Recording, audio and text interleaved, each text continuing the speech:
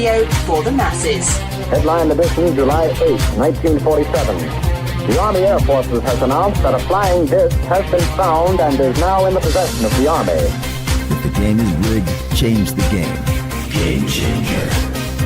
I occasionally think how quickly our differences worldwide would vanish if we were facing an alien threat from outside this world.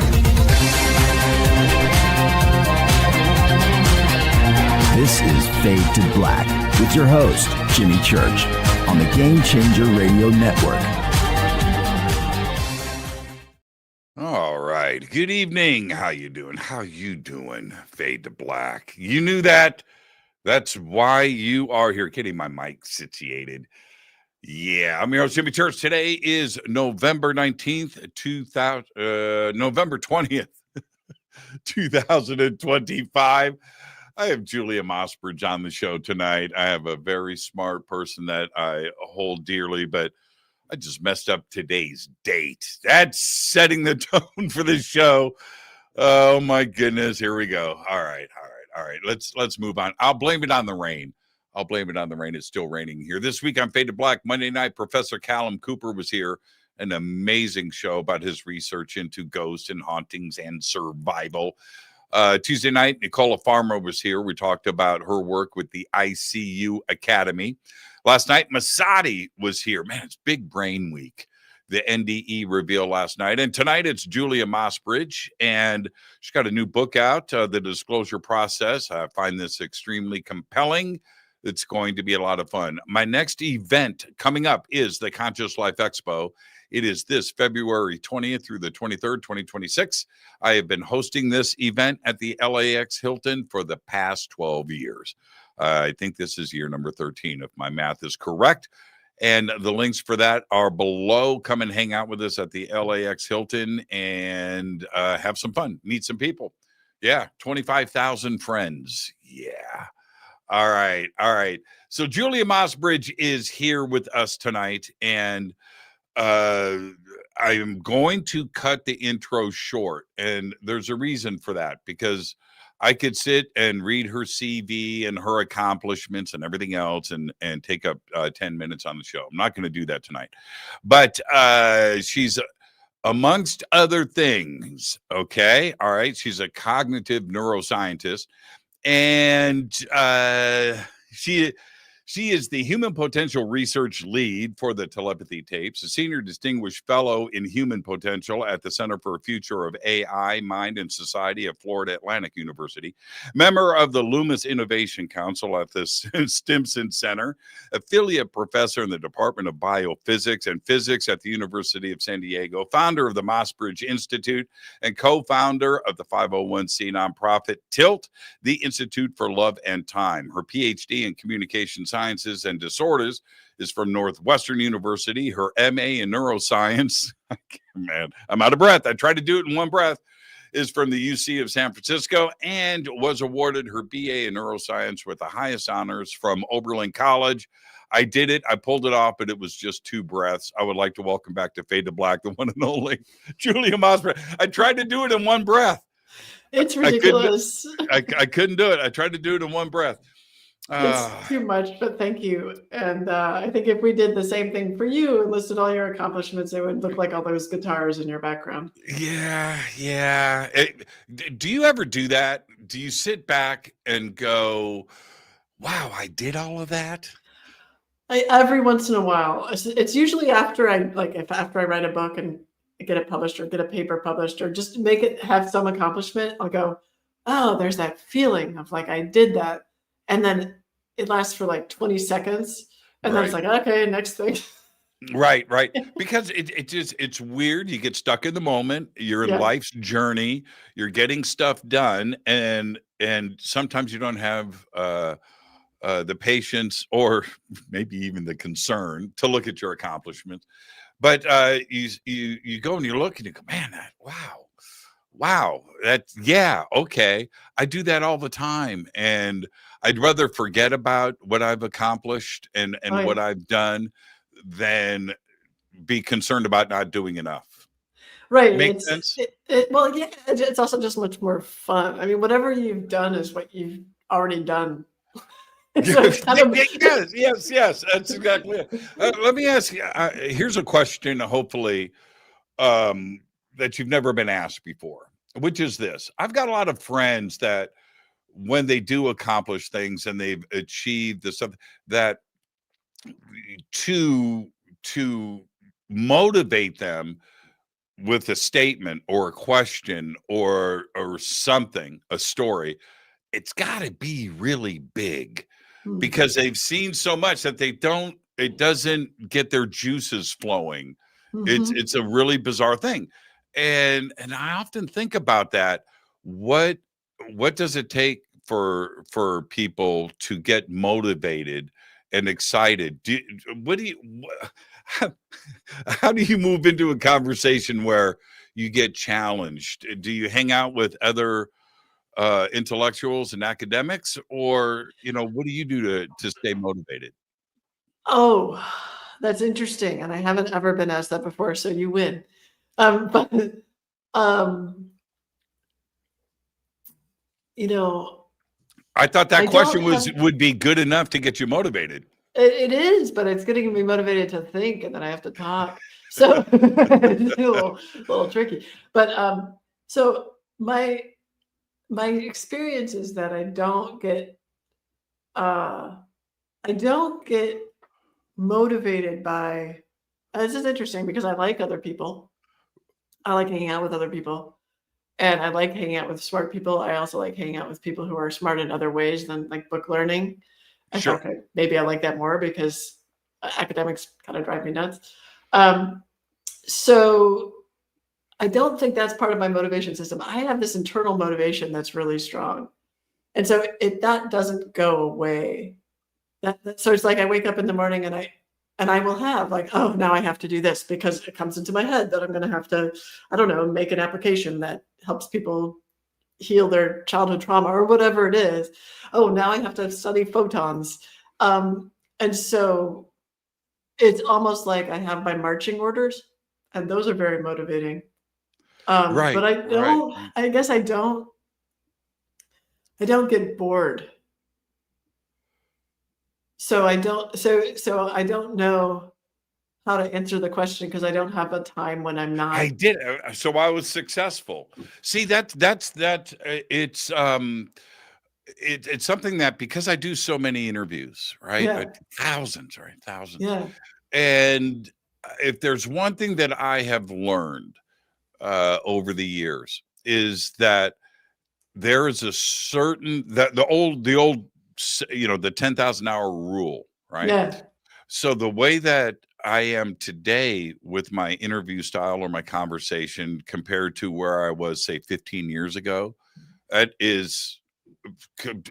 can't be any more polarized or opposite. And the thing that I may have sort of mastered after 10,000 hours is understanding what motivates somebody and how to get to a point where they are challenged with something they haven't been asked before. Yeah. It used to bother me. I mean, it didn't used to bother me when I would get a list of questions for somebody and they were prepared for that. I thought that that's what the audience wanted. It's horrible. It's horrible. I hate that. It's like and the person's already thought of their answer. And then what have you learned? You've learned it doesn't even sound good. I don't even like the way people's voices sound when they're essentially saying something packaged. You can tell. Yeah. You can tell. And so it's almost like they're reading. And it's so practiced and so rehearsed and so expected that the spontaneity, the improvisation part is completely removed. I would rather sit on the edge of my seat. That's why I don't do a recorded show. Yeah. When I record a show, Julia, it sounds like I'm an NPR host. Because my adrenaline is the opposite. Yeah, it's right? boring. Yeah. This is what I sound like when I record a show. So, Julia, you wrote a new disclosure book. Wait, did I write that? Yeah, right. Wait, right, yeah. Yeah, it's I can't go there. I You can't know, go there. one of the things I love about radio, I've always loved about radio, is it's really about the authenticity of people. It's really about how people really are in the moment on live radio, which is how all radio used to be, right? Right.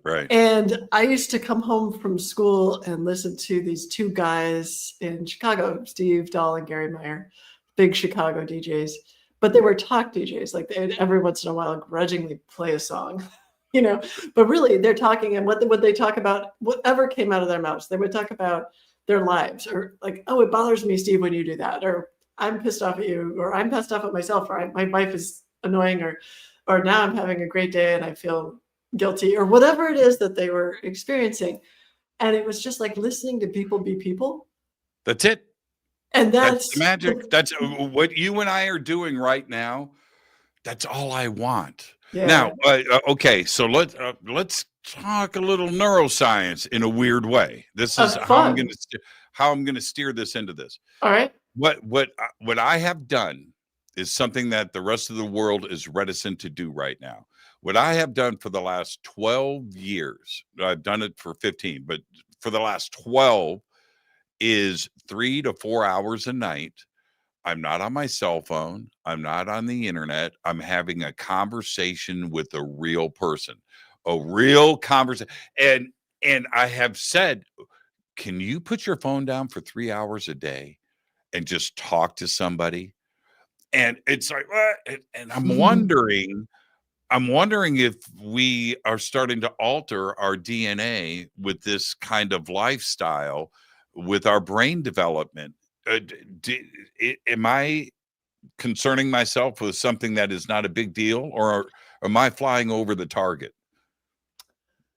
I think you're flying over the target. I think for sure we're changing our brains. There's no doubt about that. I mean, we know that our attention spans have really dropped in a drastic way. We know that our capacity to be present with other people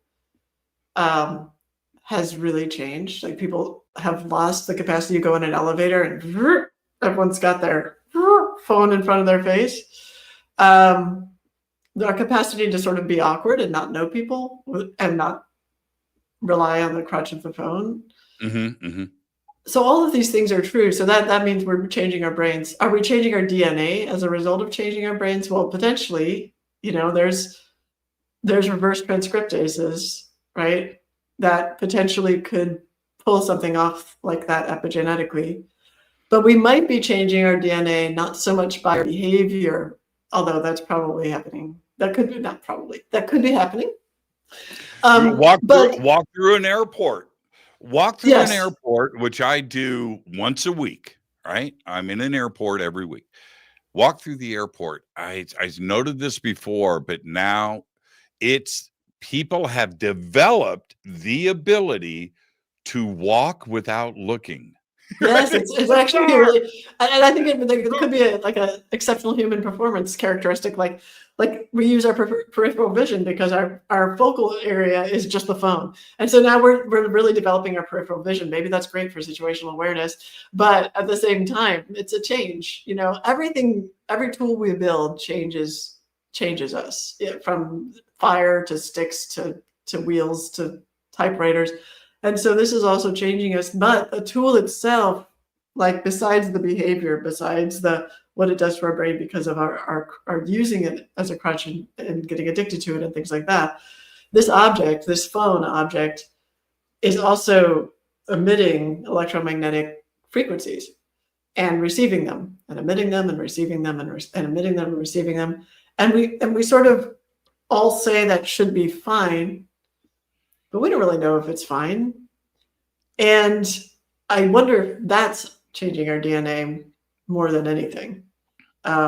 Just the simply, even if I never look at the phone, but it's near me and it's on. Right. You and I won't be around, but let's say 200 years from now, our reincarnated selves are observing things. But 200 years from now, I would, if I were a betting man, I would say that history is going to point towards our period from 1995 until 2025. That's not very long. No. As one of the big turning points in history.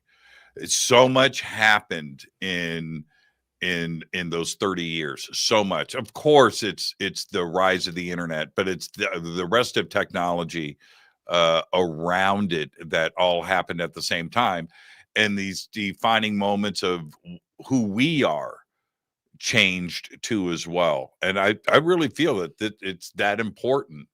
And we've gotten too far ahead of our skis instead of slowing down and looking at what some of the implications are. We just don't give a crap, and we move forward without thinking about it. But that's my take. Again, Yeah. am I flying over the target? Am I thinking about? You and I, we have similar. I think in certain ways we have similar minds, and so we might agree on this. There's I can think almost any way about this. I sort of feel like I could argue extremes of both perspectives on this. So on one perspective, I would say, look, greed has become an addiction, and greed has made us into people who sort of are willing to say, we don't care what we're doing to our kids, we don't care what we're doing to ourselves. It's really important for the economy to thrive, and therefore we're going to build things that people don't need and maybe actively hurt people. But they're going to make us lots of money, and our economy is going to roar on, and we don't know how to do anything other than that. We're just going to roar on, and we're not going to look at what we're doing. And that's a real problem. And addiction as a business model is a real problem. So on the one hand, I could argue that pretty easily, vehemently. And on the other hand, I could argue there's a reason why. It's sort of it's a universal plan sort of thinking. There's a reason why we had to make all this development so fast. And yes, we are getting out ahead of our skis. But what's interesting is people are talking about it now. People are, just like when we were growing up, we're like Generation X, right? When we were growing up in schools, you would always be told, oh, smoking's bad for you. There was just incredible amount of education about how you shouldn't smoke. Well, now kids are told in that same way, social media, hey, get off your phone, go play with your friends. There's awareness that's being promulgated, and that's a good sign. There's also awareness in the corporate world and in the financial world that it's not sustainable to have a business model where your customers end up, dying or, having an AI convince them that it's a good idea to kill themselves, because then you actually run out of customers. And so things maybe have to go so fast so that we can get to where we start to be able to solve a lot of the problems that are in the world socially, or in terms of peace and war and famine and things like this, and medical problems. But that as we start to slow down or put the brakes a little bit on the progress, as we're starting to see with AI and other things, maybe we're starting to also recognize, wow, this is what it takes to realize the value of humanity. This is what it takes to recognize the value of a human being. And so I could argue both sides. Is a materialist view, which I would say pervades over intellectuals in those circles and the PhDs and the physicists and everything else. So, and I'm using that as just a broad term too as well, materialist. But is that okay, or fine, or should those materialists start to consider consciousness and human beings and have that come into play with our evolution, and have it have the same weight as a materialistic, deterministic worldview? And I know you think about this a lot. I know you do. I mean, I sort of feel like, should they? Your question is, should they consider consciousness? Well, I mean, does the answer to that question even matter? Like, should they? Sure. I mean, everyone should consider, like, we should all be considering the only thing that we know, which is conscious experience. Like, why would we not consider the literal only thing that we know, right? I mean, like, it's kind of insane to sort of think that we're going to get around that somehow, when it's all anyone has as their tool of investigation. But but will they, or maybe it's useful that they don't. Maybe it's useful to point out the ridiculousness of when you're in a revolution, and I think we are in that period that you pointed out, 1995 to 2025. This is a revolution, and we're smack in the revolution. Like, when you're in a revolution, it's really hard to have momentum to change without someone who's like really a stick in the mud that says, no, this is the way it is, and this is the dogma. There's nothing to rebel against. And so I sort of think maybe they should stick to their guns so that the rest of us can be like, oh, that doesn't fit the data. It doesn't fit what we experience. And it doesn't make any like actual philosophical sense. So, but I sort of think, what happens next? Like, I've never been that interested in history. I'm always a futurist pointing person, right? So then I'm like, well, what happens next? What happens when that does happen? Let's assume that they should, and eventually they will. I'll tell you what should happen. Yeah, we okay, should good. we should all be able to point and laugh. That's what we should be able. You know what I mean? Go, ha ha ha. I get that. Like, I get that instinct of like, oh my God, I told you so. Like, and how obvious was this? Yeah. But like, I've been there. When I was in college, I was a neuroscience major. I was a computer science minor. I didn't believe in God. I was raised in a Unitarian Universalist tradition, which is basically like an intellectuals church where you go around and talk about how God probably doesn't exist. It's very human. It's a humanistic tradition, vaguely Christian. And this was in Chicago? And North Shore Unitarian Church in the North Shore of Chicago. I grew up in Libertyville. That's a pretty famous place. That's where I'm from. Oh, wait, you're from? I was born in Waukegan, but you were born in Waukegan? Yeah, I was born at Great Lakes Naval Station. Okay, but, so I grew up in Libertyville. Yeah. It's down the street. Okay, now here's the thing. To everybody listening right now, nobody's ever heard of Libertyville. Libertyville, I went to Mundelein High School. Oh, you did?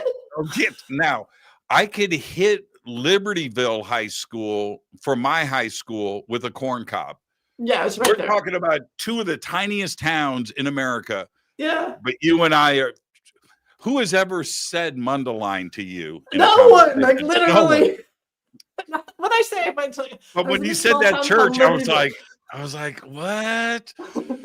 Wow, that's crazy. Okay, so let's move on from that because I could talk about. We're going to get back to that though when I talk about my book, because I talk about this weird program that was probably government run that was in Libertyville at my public school. So yeah, so we're going to be talking about that. I knew it.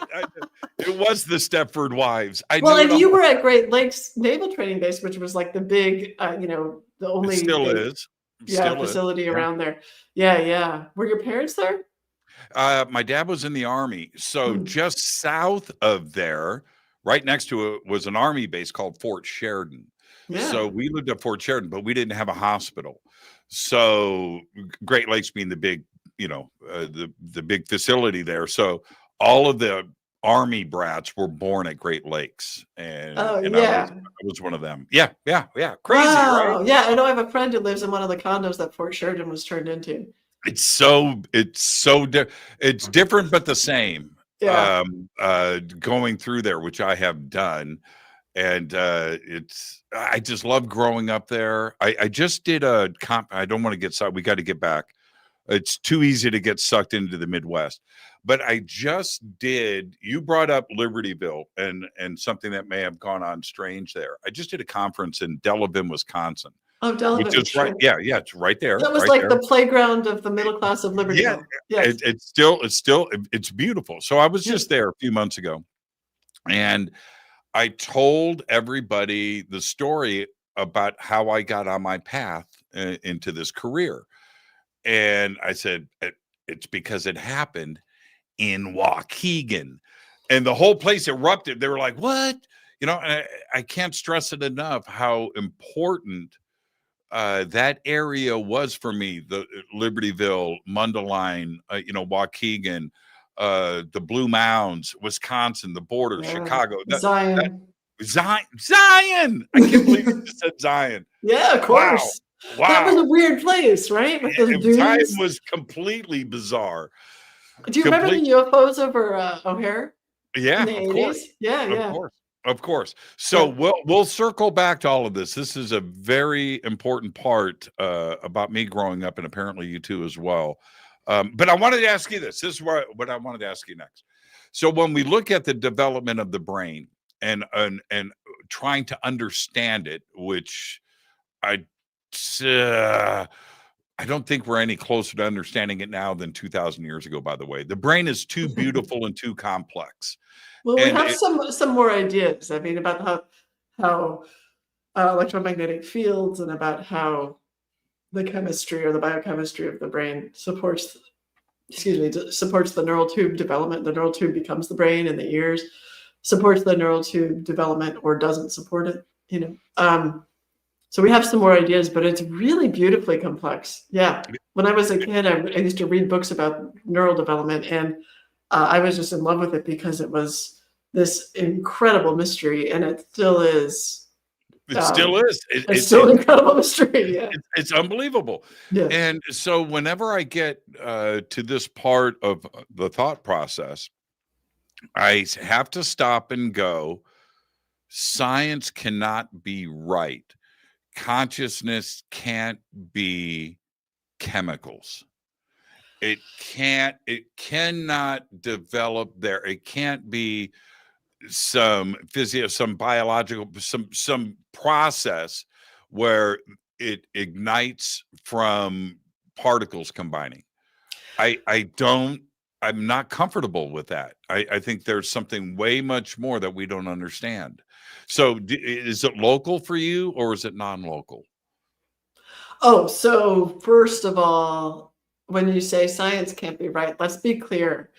You can do science and not be a materialist. Science and materialism are not the same thing. And what you're talking about is materialism, like the idea that the brain, the material of the brain sort of makes consciousness. That's the materialist idea about how the brain and the mind are connected.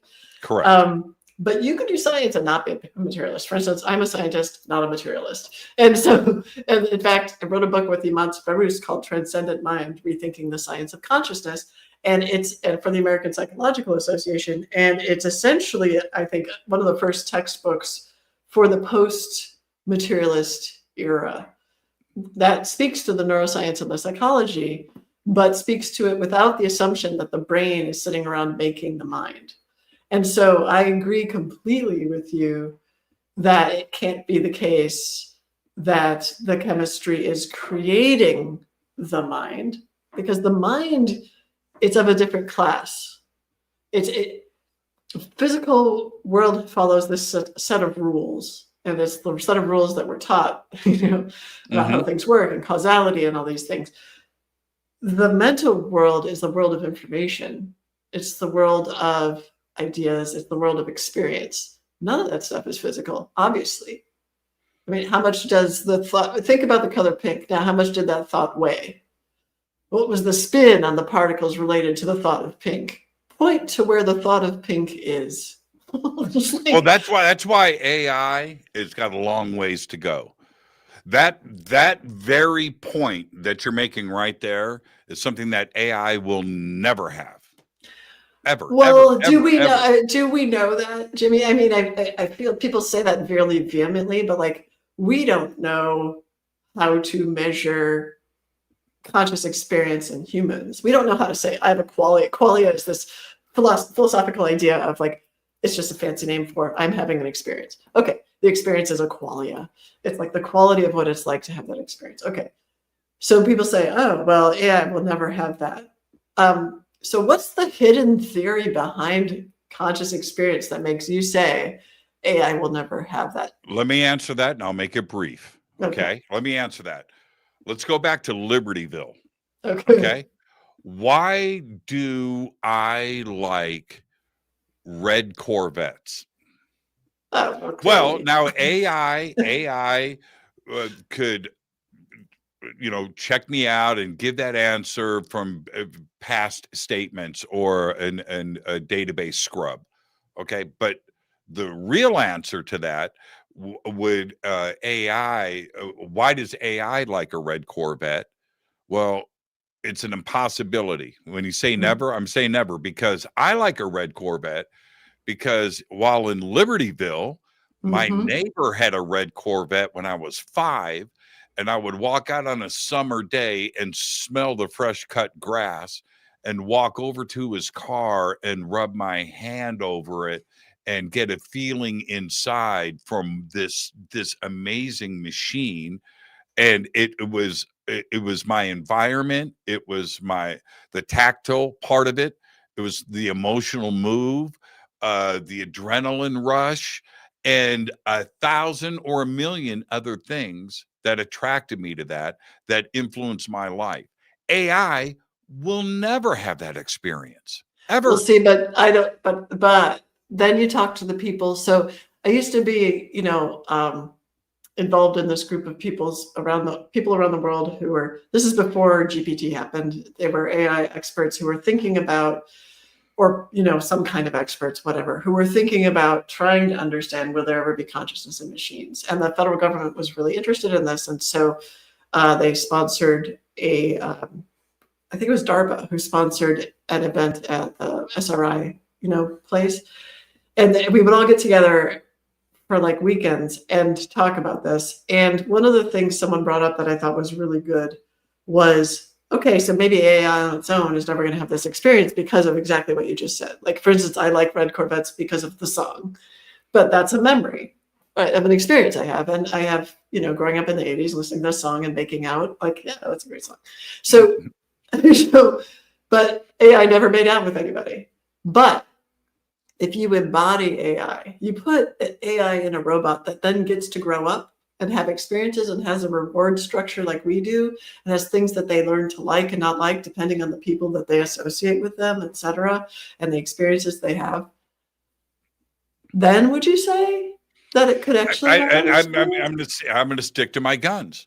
Yeah, earlier tonight you said, Jimmy, I gotta stay up tonight, I'm eating chocolate, right? AI will never experience the joy of chocolate. The joy. Why do you like chocolate? Man, I can't put that into words. Well, you know what? Neither will AI. That's it's the joy. So that's the thing, is that you're talking about the joy. Yeah. So I'm just playing devil's advocate. I agree with you. You're doing good too. You're doing good. And I'm not a PhD. I'm easy for it. I'm an easy target. But that's why I feel some of the fears that people have over AI that should be there so we don't get ahead of our skis, right? I just don't think AI is going to ever have that. And that's our edge as humans. See, but what I think you're really saying, in other words, that I think that people, at least the way I understand it, is you're saying, I think people get confused about this because what really ends up happening is what you're arguing for is the soul. You're saying that humans have something like a soul. And even if computationally our brains are working like an AI is computing, and we created AI to mimic the way the human brain works, right? We created AI to mimic how the human brain processes, at least unconsciously. So, and how the human brain learns. And so if the mimic of that is not the same as that, it means that there's something missing. And the something missing, I think you'd call a soul. Right. And I think I would too. And I think there's a way to think about first of all, I think the human soul is real. I think that there's a way to think about it scientifically and investigate it scientifically and understand it, like what happens after people die with it, et cetera. All those things I think are approachable scientifically, in time. I think we ought to be doing that research. I think it's extremely important for our culture to get it. that there is a soul and that they're precious and that we don't get to go and waste them. So I think that is very important. We are not there yet in mainstream science. Luckily, I don't have to hang out with mainstream scientists. Well, okay, so let's go back to the materialist point of view. If their part of the argument is true, and that is every particle's got a little tiny bit of consciousness already in it. We don't know how much. You throw enough of this together, boom, you've got consciousness. So if that's the case, well, there's a lot of particles in a server farm. There's a lot of particles, right? There's a lot and of a lot of particles in that red complexity. orbit. Right. So could, if you take the materialist view on this, could consciousness just arise in a computer, not from programming, but from the mass of particles put together to construct such a system? Right. Consciousness can come from the physical world. And so this is the thing, is if you believe that consciousness comes from the physical world, then you can hypothesize, kind of like when people said, if you have enough chemicals sitting around, eventually they're going to twist together and make DNA, and then you're going to start developing life. Maybe that's true. Is that life going to have what we call a soul? We don't understand the rules of souls. We don't understand. If you believe in God, then we don't understand. The way to phrase it is, we don't understand how God decides where the souls go or how they operate. We don't know those rules. If you don't believe in God, you can just say, if there's something called a soul, that's like an information pattern that links to a human being through their life and then exists after they die, which is sort of the definition of a soul. We don't understand the rules of that either. So regardless of how you think about it, we don't know what the rules are. So maybe it could be created from, I just would say there's a 1% chance it could be created from anything material, but I just don't think there's any good story you could write that holds scientific water or philosophical water where something like this, speaking of holding water, this glass of water, where something like this glass of water could make something that is in a completely different category, which is human experience, which is a soul, which is the mind. These things are in a different category. This is physical, they are not. So when you ask the question about is the mind local or non-local, that was a long way in this conversation for 15 minutes of saying it has to be non-local because there is no where for what the mind is. That's right. I couldn't agree. You must be the coolest mom ever. I can't imagine sitting around at the breakfast table with you. But say more. Maybe my son is listening. He's like, nah, she's not. She's not. Wasn't that fun, Jimmy? But how do you reason a materialist into changing a position on consciousness? Is it even possible? It's happened. And I think actually the telepathy tapes has done a really good job of a few scientists who I know who are pretty staunch materialists are sort of starting to say, now, wait a minute. I think there's a couple ways to do it. One is from data. And that's the way we sort of wish that scientists would operate. They have enough data and then they go, maybe I'm wrong. That's really rare. Usually people get entrenched in their own views, just like everyone. Scientists are the same. And they'll be like, well, I've been studying this for 30 years. I'm pretty sure this is how it works. So, I'm not really going to look at those data over there because they tend to make me cringe because they don't agree with my major worldview. So data is the ideal,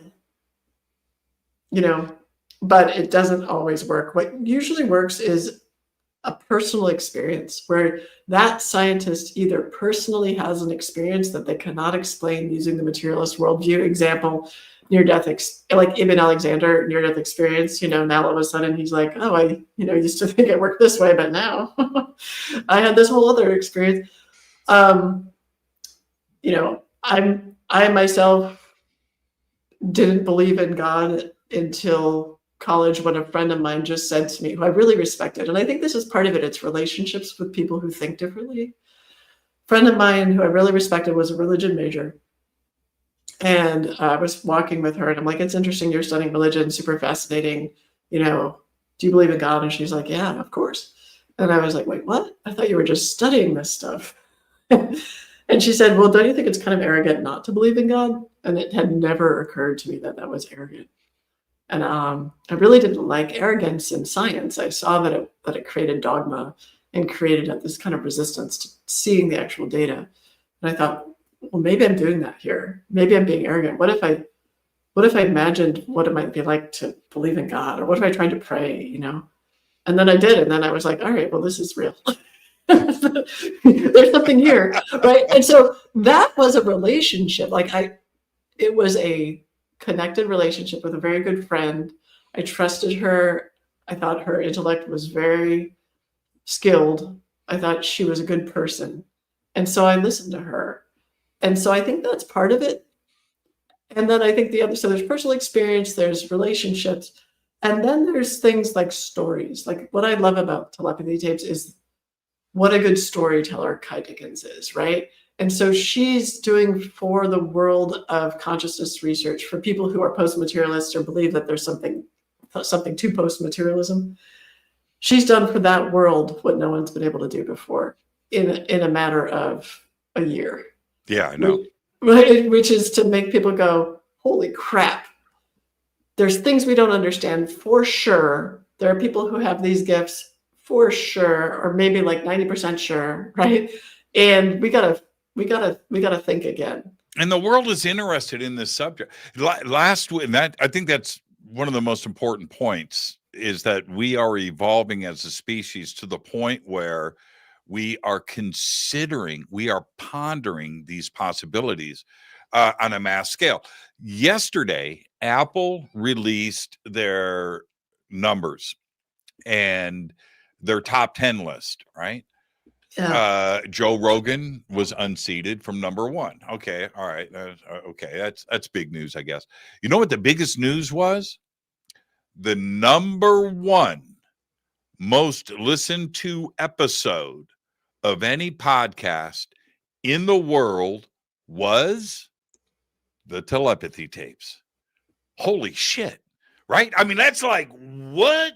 Now that shows me, Julia, that this is, well, we're now mainstream. Yeah, this is the revolution. This is what it feels like when you're like at the end of a revolution and you go into the next thing. Yeah. Was it better when we weren't number 1? Right?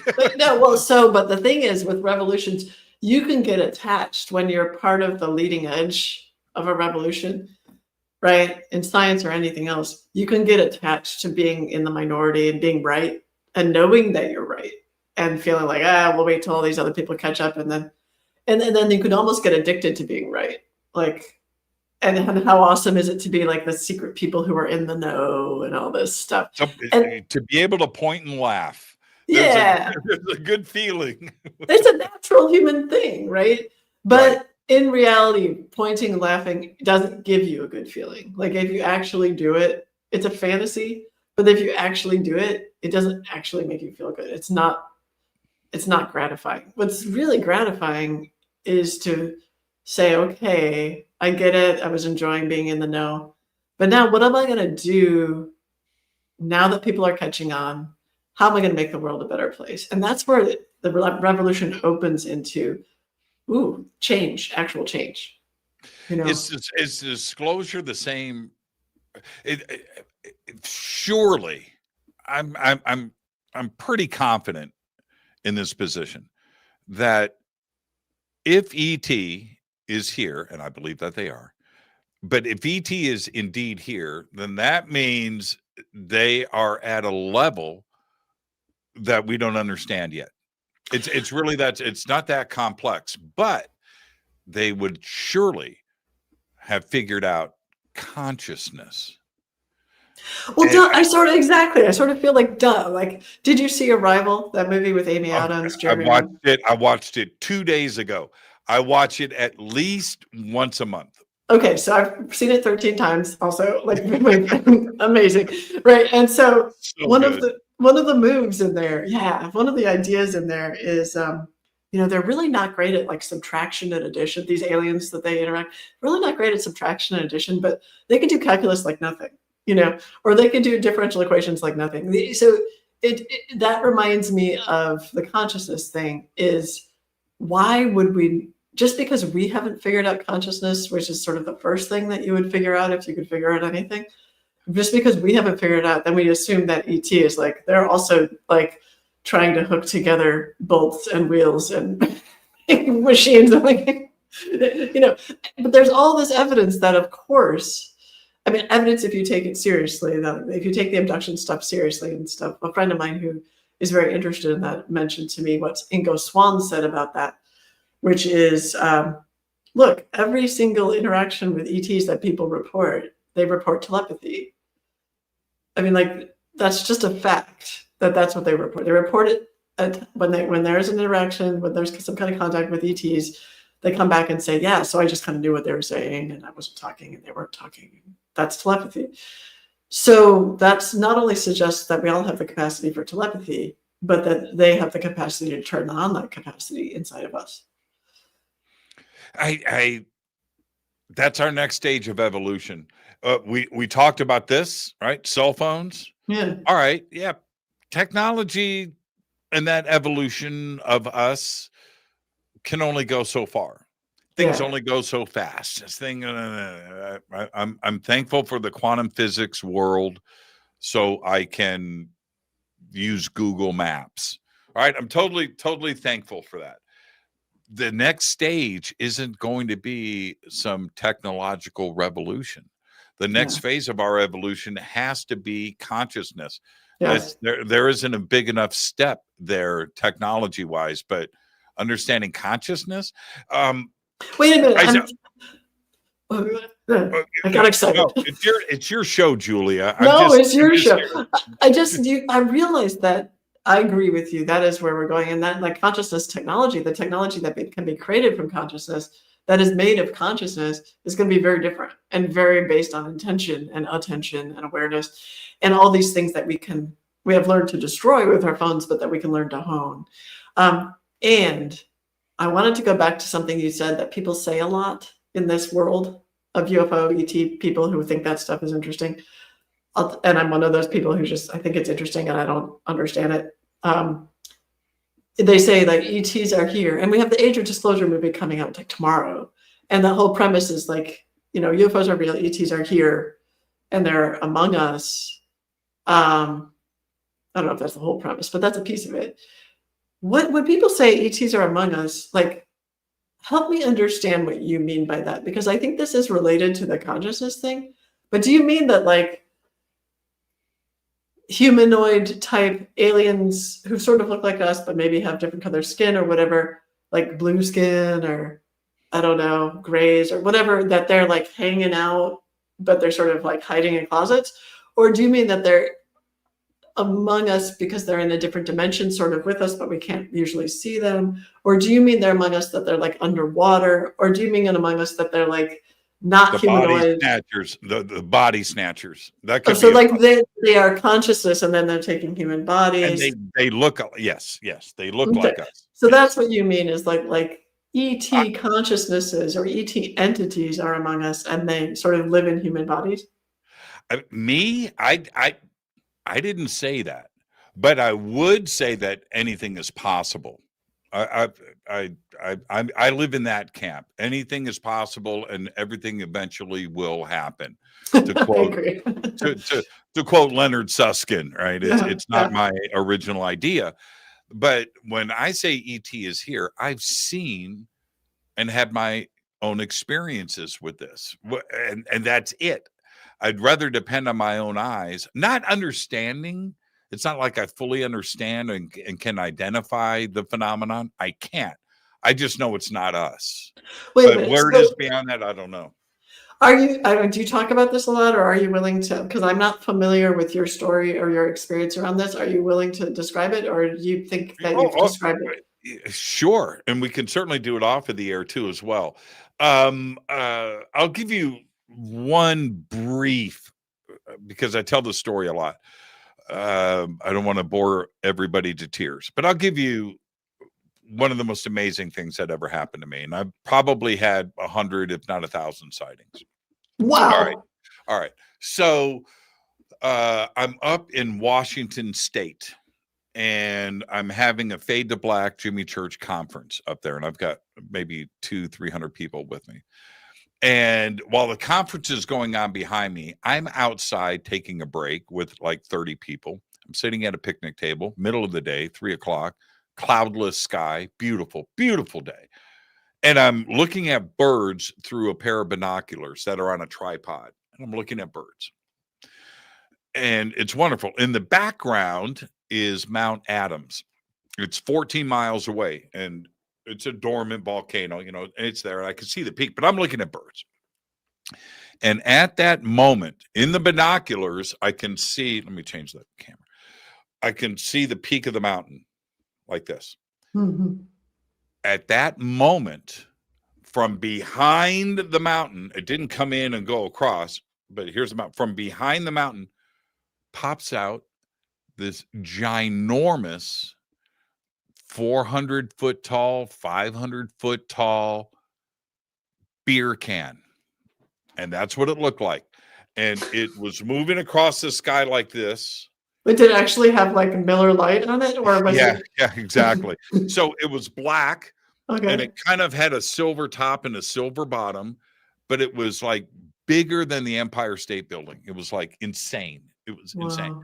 And I'm looking at it, and I jump up, my hair, right? Everything. I lose my mind. I can't. My brain is not understanding. Are you scared, or are you just like in shock? I jumped up. I've got a recording of it. I got a video of it. It's pretty hilarious. I use a lot of foul language. I sounded like a sailor because I don't know. So I'm jumping. Video. Okay. So the point is, this lasted about 10 seconds. And when I came back and I'm looking at that, and I really look at it. I look at it from top to bottom. It's perfectly in focus. The sun. And it was insane, and it was spinning. So I come back out, I look at it, it's a little black dot, but in the binoculars, I can see the whole thing. And with the naked eye, you can see it spinning because of the sun reflecting on it, and you could see it out there. But in the right? Okay. So anyway, I come back to the binoculars, and my friend next to me, Steve Murillo, who you know, Steve goes, "It phased out." What? And I thought, Julie, I thought we were going to see it for a couple of hours. It was moving so slow in the blue sky that we were just going to, you know, have this moment. And I come back out, it's gone. It just disappears. Gone. I didn't see it disappear. I only saw it appear, right? Yeah. I didn't see, but everybody else that was watching it said it just phased out. Did anyone get any video of the object? It only lasted 10 seconds. Right. They got video of me saying, video. Did anybody get that? Son of, you know, I used a lot of foul language. I lost my mind. I couldn't believe it. Now, when you have that kind of, I can't say what it was. What did you feel during? Did it feel like it was communicating with you in any way, or did you feel like it was sentient, or did you feel like it was a container of any sort, or a thought, or a physical object, or a multidimensional object? I mean, I'm just sort of curious what your intuition was about it. I peed on myself. Okay, for real? Yeah, and you're in that moment, you're a neuroscientist. So let me explain something very clearly. Yeah. My brain didn't know what to do. Got it. It's terrifying. Just didn't know what it was looking at. It could not take this and put it on any of its hooks of what this is. Yeah. You know, as a neuroscientist, you know how we build our environment, and our brain doesn't waste power on familiar things, right? It's already tapped in, and that's it, right? Yeah. Well, when your brain for the first time as an adult sees something that it hasn't seen before, that's it. It's confusion. It's godlike. Is it? You know, it's like opens you up into this awe state of. I could not. I'm telling you, for somebody that understands airplanes, rockets, I'm a guy. right? So I'm into those things. I'm into cars. I'm into motorcycles. I'm into gasoline. I'm into things that these, right? Right. They I move. didn't know what I was looking at. And this thing was moving slowly or rotating or not moving at all? Slowly. Rotating or like Yeah, up? it was spinning like this. Slowly. It had something on the side that was silver. I never saw what it was. Perhaps blue ribbon. But as it was like a Miller Lite logo, I think. Yeah. But anyway, as it was spinning, you could see whatever that was come around once. And the spin was like this, maybe about that fast. And it was 14 miles away, but it's moving across not very fast. The trippy thing is, when you look at the size of this, you're looking at Mount Adams. You know it's 14 miles away. Mount Adams dominates your field of view no matter where you are. It's always wherever you are, there's Mount Adams, right? Because it's so big. And this was like as big as the mountain kind of. It was like crazy. It was huge. And it was in the sky. And it was floating and it was still. So did you see the base of it too eventually? Did it come up high enough for you to see the base, or was the mountain hiding the base? Nope. Yeah, just 10 seconds. Yeah. 10 seconds. Yeah. 10 seconds. Wow. 10 seconds. It was extraordinary. So and do you have an idea that it could be a projection? So okay. Like, do you think it was a physical object? It was. Here are the non-negotiable terms of this sighting. Okay. It was physical. Mm-hmm. It was solid. It was crisp. It was clear. It was moving. There was motion, and that's it. There. Could it have been? Okay. Now here is where I have evolved in my thought processes with this. Yes, it was all of those things. It was real. Yeah. But could it have been an overlap of dimensions? Yeah. Could it have been something that was real somewhere else that just for that instant where it phased in and phased out here, that it was in our frequency range? Yeah, or it was real right there, but we couldn't see it with our eyes. Until, Right. Yeah. Total possibility. I'm okay with that. I think that explains ghost and a lot of things. When it comes to ET and what we're seeing in the skies, going back to overlap back in the telepathy tapes, I find it satisfying that the telepathy tapes is now being researched and looked at and things from people outside that normally wouldn't have these conversations. And we're doing the same thing right now with ET and disclosure and what's going on, where it was always this taboo thing that was in the closet that nobody talked about, to mainstream media, Congress, the conversations that we're having right now of 3-Eye Atlas, where I think the world is ready for disclosure. I don't know how they're going to deal with it, but they're certainly not reticent, right? I think that they're okay with it. Who's okay with it? The people who are disclosing? The planet. I think the planet, the 8.5 billion people here are like, because we understand the size of the universe now that we didn't, even 30 years ago. If we can talk about, I do think there's been a bit of a materialist bias in the whole ufology world and the whole ET alien world of like, what's interesting is they make really fast race cars, that we don't understand how they go so fast. Like they're amazing Corvettes. And it's just like, that's actually not, if I were an alien race and I understood humans, I'd be like, let's make really fast cars and put them in the sky, and they'll take like 100 years to try to figure that out because they'll think that's what is going on. But in fact, it feels to me like that's sort of like we're the cats with the laser pointers. And what else is happening, that we're not seeing when we're being distracted by this? I mean, not that it's not interesting. Obviously, that's real. I'm not saying it's not real. I'm saying the more profound thing is this consciousness piece. The more profound thing is like, I can make you have an experience if I'm an alien, right? I can make you have an experience. That's what it seems like. I can make you not be afraid. I can make you be afraid. I can turn off people report they're incapacitated completely and they can't move. I can turn off your ability to move. I can turn it back on again. I can turn off your nuclear weapons. I can turn it back on again. I don't seem to be using electromagnetic fields to do this. I mean, this kind of capacity, like you were saying, feeds right into what's really revolutionary and what disclosure really, to me, means, which is the disclosure of the deep, dark truth, which is that we don't understand it and we can't control it. Well, we want, okay, right? Be careful what you wish for, right? The oldest thing, right? So we all want to know if we're alone in the universe or not, right? Okay. How many movies does Hollywood have to make each year on this subject? Obviously, we have an appetite for it, and we want to know. Do we really want to know? Yeah, do we really? Right? That's the crazy part. I think that we want it. Are we ready for it? But the other part of it is also, do we really just already know?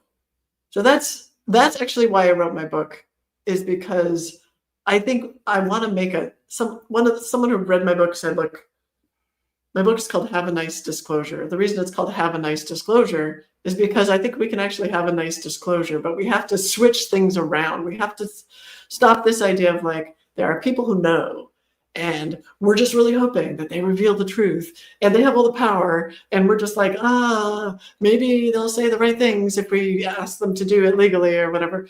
And it's like, actually turn that around. We each have the truth inside of us. We each actually know something. We each know a piece of the truth. Well, so, is that good enough? And we're going to find out. Yeah. We're going to find out after that. You're not supposed to say yes. Oh, sorry. Oh, cliffhanger. Is that good enough? A teaser. Our guest tonight, the one and only Julia Mossbridge, is with us. Julia, you stay right there. This is Fade to Black. We're going to take a quick break. We'll be right back. Stay with us.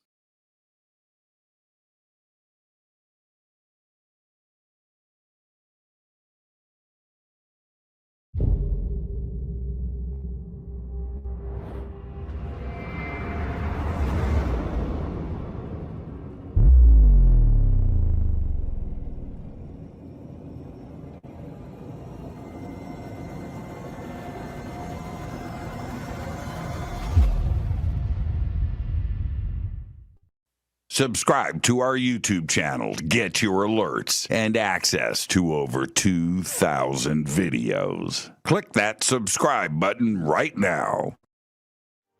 Go to jimmychurchradio.com and get the Fade to Black official podcast. 2,000 episodes, all of them commercial free for just $2 a month.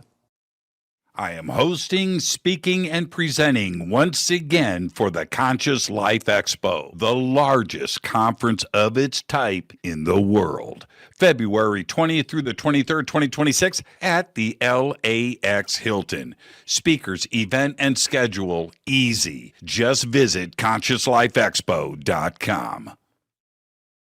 I will be hosting and speaking at the Sedona Ascension Retreat, March 20th through the 22nd, 2026 in Sedona, Arizona. An amazing list of speakers, and it's beautiful Sedona. Come and hang out with us and just go to SedonaAscensionRetreats.com.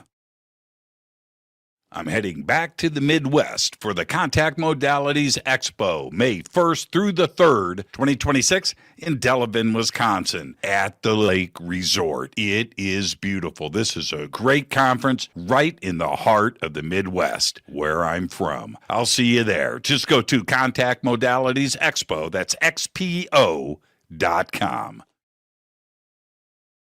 I will be hosting and presenting once again at Contact in the Desert. That's May 28th through June 1st, 2026, the largest UFO conference in the world. Come and hang out with us June 23rd through July 1st. Tickets and everything else that you need is at contactinthedesert.com. Want to change your life? Want that paradigm shift? Then visit Peru with Brian Forrester and myself for the Inca Celebration of the Sun, June 23rd through July 1st, 2026. A full 10 days of visiting the country, all of the amazing sights, and of course, the celebration of the winter solstice. It's all simple to do. Go to hiddenincatours.com. Come join us for the Monty Python Scotland Tour, August 1st through the 9th, 2026. This is a once-in-a-lifetime event where you get to go to the castles from Monty Python and the Holy Grail. August 1st through the 9th, 2026. Just visit HaleyARamsey.com. Watch Into the Vortex on Gaia TV. It's Fade to Black for the screen. Simple to do. Go to Gaia.com, search Jimmy Church, or click on the link below.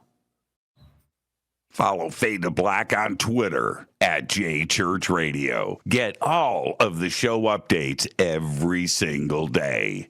It's now called X, but who cares?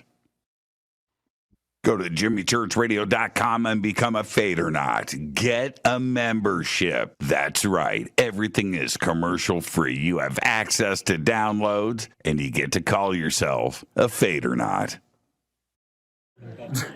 Jimmy Church, Gaia TV, Fade to Black, here at Machu Picchu with Brian Forrester and Hidden Inca Tours. Amazing tour so far, Brian, but we're here to announce what we're going to do next year in 2026. What's going on? Okay, November 2026, we're going to have our major tour of Peru and Bolivia, either a pre or post tour of Paracas and Nazca on the coast. And then after that, 6 days in Easter Island. Bucket list, Easter Island. Come join Brian and I and his amazing team here at Hidden Inca Tours for Peru, Bolivia, and Easter Island. Signing out. Say goodbye, Brian. Bye, gang.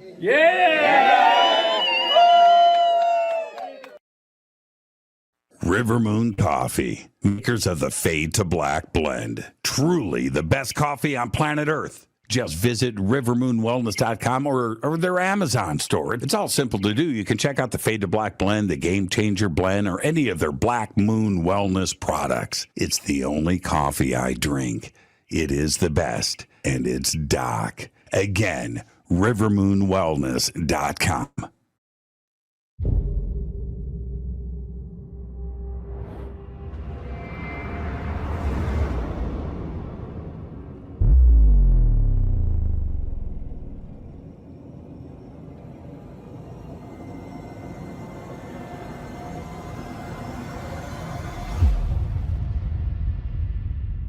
All right, welcome back. I just walked outside in the rain.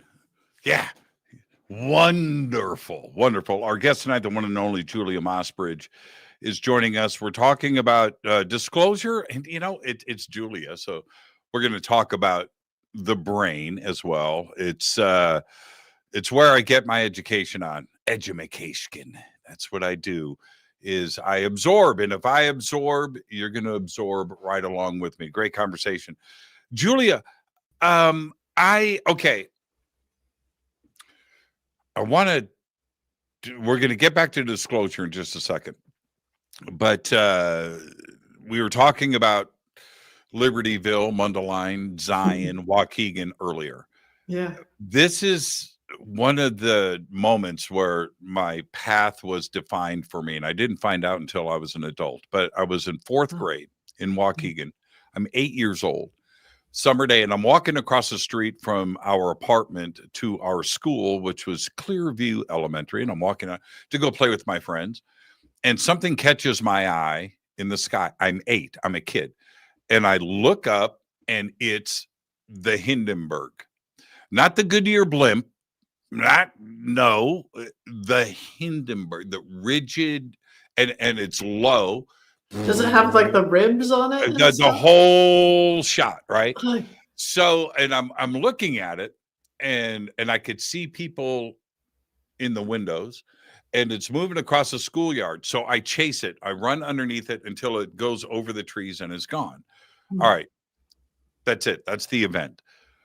As an adult, I'm now doing what I do today, and this is a couple of years ago. I'm researching some stuff, and I'm clicking through, and the thought popped in my, hey, that thing you saw the Hindenburg in 1970 or whenever it was, 71, and I wonder what that was. So I go and I look. It must be an easy thing to research. It's Chicago. I know the date, right? And I know what I saw. What was it? All right. Let's see. Was it the U.S. Navy? Was it this? Okay. And then you know what I found out? Changed my life. There were no airships in the world since 1938. Mm-hmm. Zero. Mm-hmm. So I'm sitting here as an adult going, okay, WTF moment. What did I see? Yeah. And it really messed with me a lot. Time loop, time thing, time warp, metaverse. What could it have been? And that happened in friggin' Waukegan. Yeah. Right. And Yeah. I, and that's why I do what I do. It's absolutely nuts when you go through those experiences. And then as an adult, you try to, I wonder how many people have had experiences like that as a kid, and it gets put in a box, put on the shelf, and forgotten about. I forgot about it. Yeah. Oh, and actually, it's really hard for the brain to, like you were referring to earlier, when the brain sees something, when you see something, let's separate the brain and the mind. When you have the experience of seeing something that you can't quite hang on a hook, not only quite, like you really don't know what the heck is going on, right? It's a WTF times 1,000. And it's really, actually, people have a hard time remembering it, myself included, right? Because if it doesn't hang on a hook, it doesn't have a place to go in memory almost. And you also kind of don't want to remember it because there's fears related to it. Like, did I hallucinate that? Am I crazy? Especially as an adult, when you find out, of course, the Hindenburg wasn't around, right, in the early 70s. So you must, I wonder how you hold that now. Like, I wonder, the brain likes to be predictive. The brain is, there's a friend of mine who wrote a wonderful book called Your Brain is a Time Machine. And it's all about how all your brain cares about is trying to predict the next thing correctly. So you can operate in the world. And that's a really important skill. But I sort of believe that your brain is a time machine in a different way as well. In that, well, I mean, I don't just sort of believe. I know that from my own research that your brain activity, your body activity, your physiology predicts future events that, sort of should be unpredictable according to the forward movement, the assumed forward movement of time. And so I really relate to that show Stranger Things. Here are these kids who are growing up, in the 80s in an area where there's this government stuff going on. They're seeing and experiencing weird things. I just glommed on. I mean, a lot of people glommed onto that show, but it very much feels like that area. There was some weird stuff happening. And I don't know if it was playing with our minds. Like, maybe you were the only one who saw that because your mind was sensitive to some kind of thing that was happening. Maybe it was a natural thing that wasn't produced by some, dark state secret project. Maybe there's like gases that rise from the ground that make people hallucinate. Maybe there's the Hindenburg or something like it that traveled in time, because everything can travel in time in ways that we don't understand, that are really obvious to us in the future, but we don't get now. But regardless, it's these childhood experiences we have that, I mean, it's remarkable how much they set our course, and I'm no different. And I think many people who are listening, if you look back at a childhood experience, there's one or two that you could say, oh yeah, right. Well, I obviously had to do what I'm doing now because of this. It's is powerful, and I kind of wonder if that itself is a time loop that just happens naturally. Like our future selves, our adult selves somehow create the experience to draw us forward into where we need to be. I don't know. Maybe that's a romantic notion, or maybe it's just nuts. I love the romantic notion part of it. We clearly don't know everything. When I listen to a physicist today go, man, I'm repeating like a broken record when it comes to physicists. It violates all the known laws of physics, dude. Right? We don't know everything. All the known laws of physics, it's like, fine. Obviously, we don't know all the laws of physics. Exactly. On the other side of the universe, they have the same laws of physics that we have here. Yeah. Maybe, just maybe, they figured other stuff out.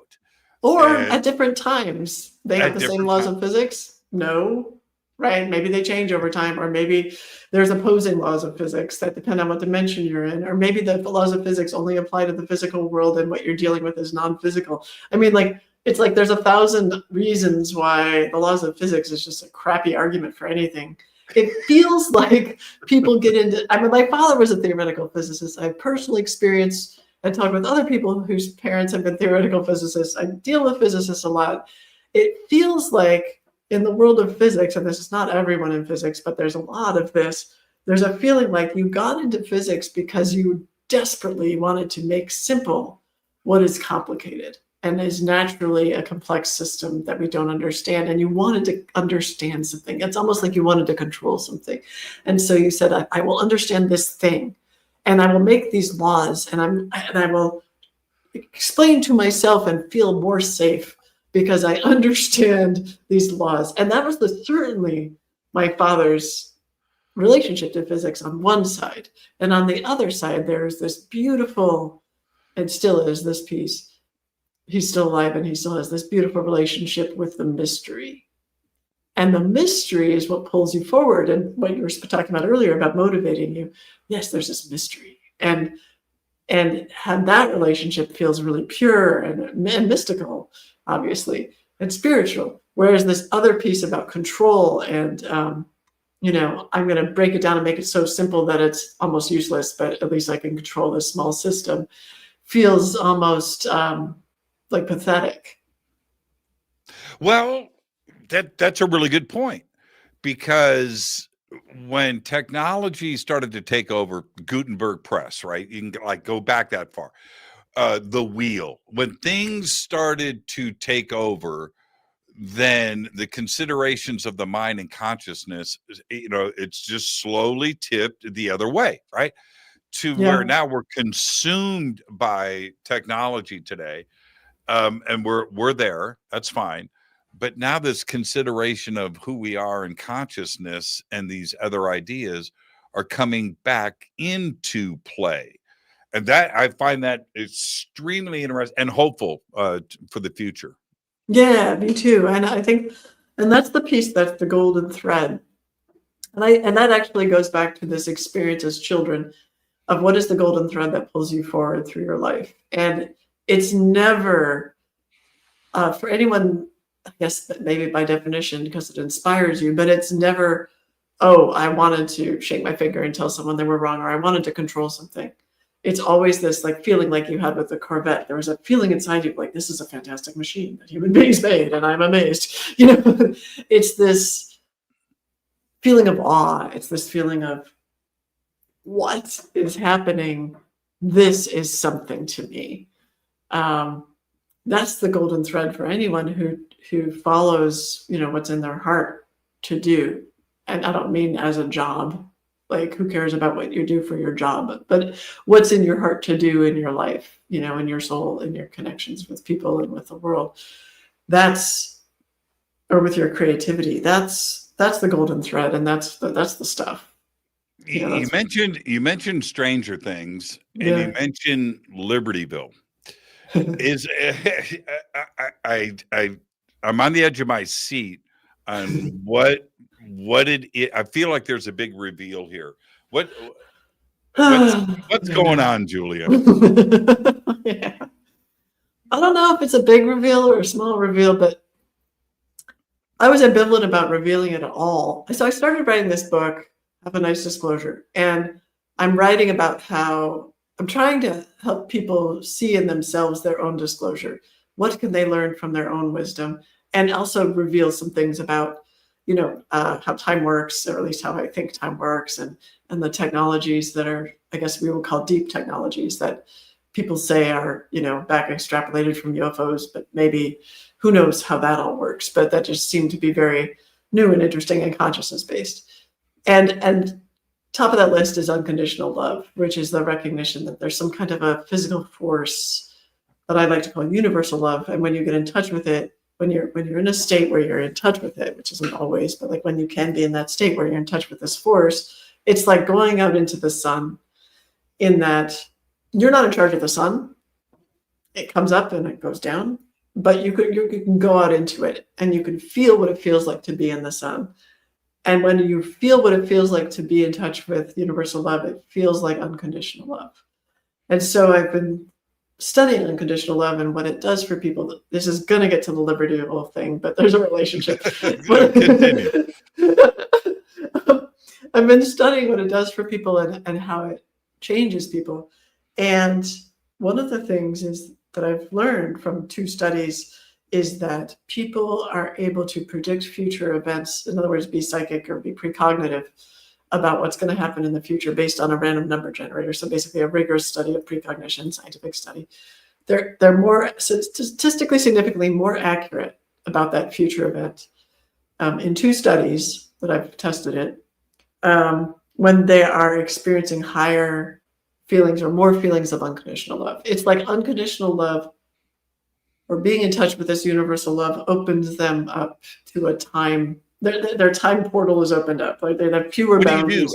Do you hand them a puppy during the study? No, it's not a manipulation. It's a measurement study. So it's just, I have a scholarly definition of unconditional love that I've validated. And then I say, read this paragraph. This is what I'm saying unconditional love is. To what extent do you feel this for yourself, for others, for strangers, for animals, for, the device on which you're taking this survey? Is there a stronger unconditional love than looking into the eyes of a puppy? If there is, I'm hard pressed. I think it might be looking right. Okay. We're on the same page. We're on the same page. No. When I first started learning remote viewing, one of the images that I was remote viewing was of a dog. And I didn't know that. It was precognitive remote viewing. So it wouldn't be revealed in the future what I was drawing. And so, but I started drawing this being. I had the sense of this being, and it had 4 legs, and it was like, the feeling of the energy of this being was like, this being came to the planet to help human beings understand unconditional love. I don't know what this being is, but I want one. This is amazing. And then, of course, the pictures is of a dog, and I was just like, yes. Wow. Hello. Yeah, it was so cool. Yeah. But this unconditional love piece, going through that, just writing about it, even though I've studied it, I started a nonprofit that works with unconditional love and technology, but even writing about it did something to my brain, where now at the end of the book, I think I'm at the end of the book and I realize it's not the end. I have to talk about this thing that happened to me in 7th grade at Butterfield School in Libertyville, Illinois. And so I'm like, oh God, okay.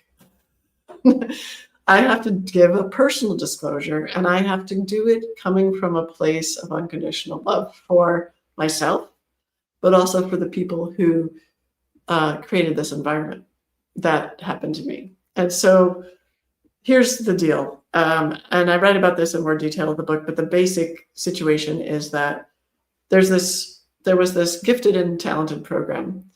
You might have heard of GATE, Gifted and Talented Education, which is a program like Jordan Jozek talks about this. He's called Merciful Martin, I think, on X.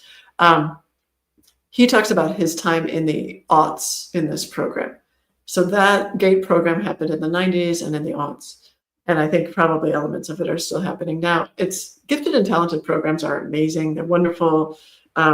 What Jordan and I are both talking about is a subset of these programs where students are sort of tagged and monitored, not just during the program, but outside of school, and then for the rest of their lives, it seems. So at least that's been my experience. And so I was one of the students that was tagged and monitored. I've had my IQ tested many, many, many times in that program, but also that's okay. That's kind of flattering. Like, ooh, we think you're special. You know, I kind of knew that already because they had pulled me out and said, you know, if you want to stay in from recess and do computer coding, you're allowed. And I was like, yay, I get a special privilege. So that part of it felt good. Like, here's this place where I can just go at my own pace and learn. And I was academically gifted, and that was all wonderful. The weird stuff was being pulled out once a week for these quote unquote hearing tests, where they would put these headphones on us, and they weren't hearing tests. I ended up studying psychoacoustics, so I know what a hearing test is. They were not hearing tests. They were playing us these sounds largely through, I think, our left ears, that were these high-pitched, like a fax machine or calling AOL. And they would ask us questions, but they weren't questions like, do you hear that? They knew we heard it. It was well above threshold. It wasn't too high. Like, this was not a hearing test. They were asking, like, how do you feel? What does this make you think? They were playing with our minds somehow. It reminds me a little of what Monroe Institute did, although I don't know if it has any relationship to that. So that was one weird thing. Another weird thing was every once in a while there was this pink viscous drink that they would have us drink. What? That was called, they would say it was fluoride. And my memory is that I would spit it out, but I don't know if that memory is real or not, because it sort of feels intellectual. Like, now I know, like, you wouldn't drink fluoride, right? So I don't know about that. Another thing that they did was we would take these field trips, and then I can't remember what happened on the field trip, and then we would come back. The other loss of memory thing that is really clear, because I remember everything around it, is once a week. Now, I was a perfect student, like, you know, just a model student. And I even won an award for good citizenship in 8th grade and stuff like that. I was voted like most likely to succeed in 8th grade. This ridiculous stuff.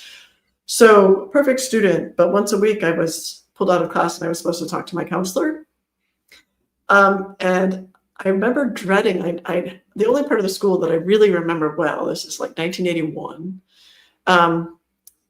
is that part, the path to my counselor's office. So I see the lockers on my right. Here's the principal's office.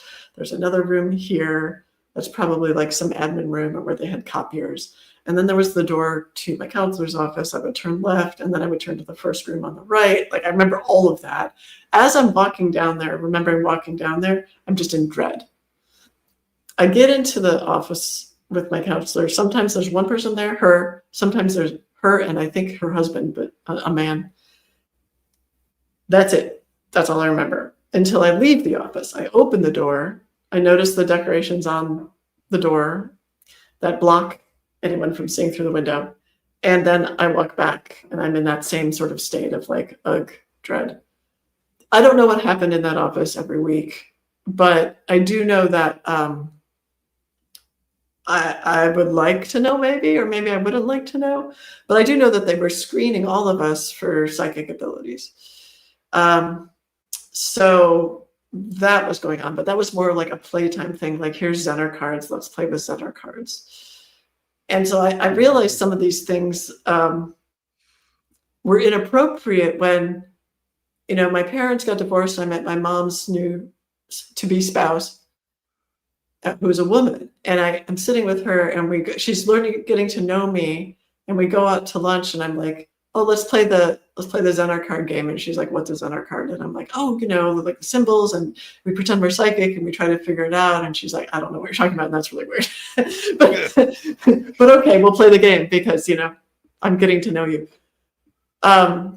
So I start to notice that, and then it just goes away. And it all comes back to me through various different times in my life when I do something or answer some classified ad to go, like once I was living in Palo Alto in college, I took some time off and I thought I wanted to go live near my ex-boyfriend in Stanford, which was a bizarre thing to do, but I did for 6 months, and I needed a job, and either in the paper or my dad gave me a reference to someone at Lockheed Martin in Palo Alto. They say, oh, they need someone to do word processing, and you understand technology. And like back then, like someone who understood technology should do word processing, right?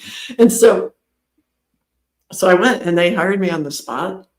And the only thing I remember from that day, because I quit that same day after the end of the day, the only thing I remember is the interview.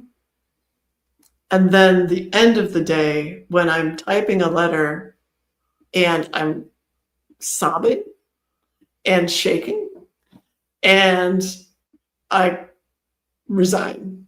And the weirdest thing is, like, I'm thinking I'm resigning. I don't know what happened today with my time, but I can't work here.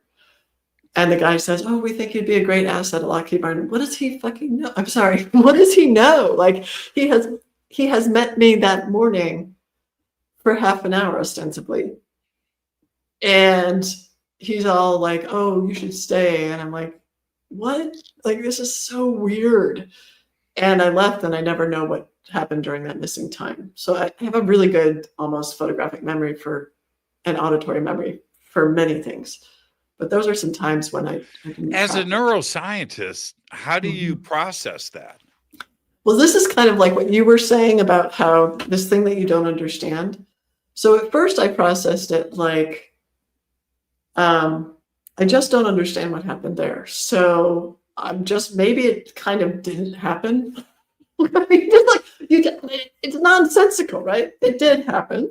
What is it, like Schrodinger's cat or something? Yeah, like maybe I wasn't there. Maybe it was a dream. I don't know. Like, right. I don't know. You tell yourself these stories, but then when things like that would continue to happen, and then when I applied for a job with the federal government, and they asked for all of my transcripts, I'm very much a goody two shoes. So I'm like, I guess I'll have to go back to kindergarten.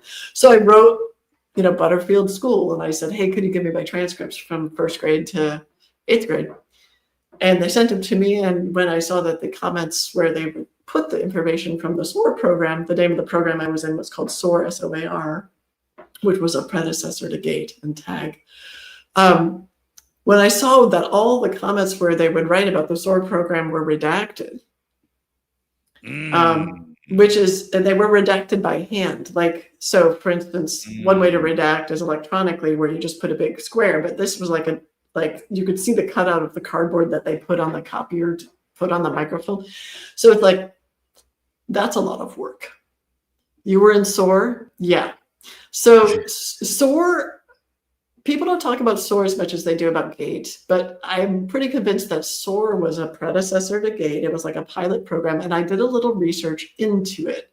So SOAR comes from Aiken, South Carolina, which is near Augusta, Georgia. It's also near where there's a bunch of cyber stuff now, and there was a military presence before, but also it's very near the Savannah River nuclear facility that made sort of famously processed, I believe, plutonium in World War II. It was like, I think it used to be DuPont or became DuPont. No, I think it used to be DuPont and became Savannah River. Okay, so interestingly, the woman who created SOAR in Aiken in the late 70s. The earliest reference I could find was 1978. Her husband worked at Savannah River Nuclear Facility. Okay, so what? That's, who cares? And I'll just tell you a little more from my research. She created the program. The name SOAR originally was the acronym that I just find incredibly creepy: Students on Active Research. It literally sounds like, this is Stranger Things. Yes. Right, it's like, right. Yeah. What do you mean, students on active research? Oh, What? man. What? And so it sounds like we are researching these students. So I'm like, okay. So I called my mom. My mom's super smart. Got a full ride scholarship to University of Chicago. Just friggin' smart. Grew up in a family of 8 kids with an itinerant alcoholic father. All sorts of abuse in the family, and first person to go to college, totally broke. Family didn't have dinner half the time. She's extremely thoughtful about, sort of what she notices and observant. So I call her and I'm like, hey, what do you think about the SOAR program that I was in as a kid? And she goes, without any prompting other than, what do you think about this SOAR program? She goes, oh yeah. She goes, yeah, they were studying you. And I'm like, okay, who's they? And she goes, I don't know, CIA, I don't know. They didn't ask us. She said, you told us, you were in the program. You told us what was going on. And we were like, that's weird. Well, Can I share something with you? And this thought just popped in my head. yeah. Frigging Libertyville, Waukegan, Zion, Waukegan. And anybody look at it on a map, you can see we're just talking about, very small towns that are next to that touch each other. Okay. Mhm. All right. From the period that I was in Waukegan at the apartment across from Clearview Elementary School, about a year and a half, I do not remember ever sleeping in my bed. Mm. Okay. I don't have, as soon as I moved from Waukegan to Indianapolis, another Mhm. military base, by the way, Mhm. from that point on, I remember everything in my life. But that Mhm. period in Waukegan, I don't remember going to bed. I don't remember what bed I slept in. I don't remember getting up, Mhm. waking up, getting dressed, going to school. I don't remember any, not even once. How old were you when you left Waukegan? 9. So when you saw the Hindenburg thing, you were 8? Yep. And that's when you were not sleeping in your bed, or you don't Yep. remember that? Yep. Yeah, I mean, I got to tell you, there's just everyone in my SOAR class had some relationship to the federal government. Everyone in my SOAR class had some sort of mystical experience. Everyone, maybe not everyone. Many of us had seen UFOs or had weird, like I had ball lightning in my house. And our house had been struck by lightning in the corner of my room and stuff like that. I think my mom was right. They were studying us. And I dug deeper and I did a FOIA request about it. And I was like, I had this intuition, like, maybe it's the Air Force, because like SOAR, flight. Exactly. I don't know, maybe. And I dug deeper. And so I submitted a FOIA request. This is just last year, 2024, November-ish. And a few days after I submitted my FOIA request, I get this call. I had applied for a job in the federal government in February of 2024. No word. I get this call. Hey, you remember how you applied for that job? We're actually interested in you. Oh, super interesting. Okay, great. Oh, that sounds like a great job. Okay, cool. Okay, cool. So anyway, we'll see, this is the first interview, and then I'll let you know in a couple of days if you passed to the next interview. Okay, great. So then a few days pass. I get an email from FOIA. So since when is FOIA this responsive?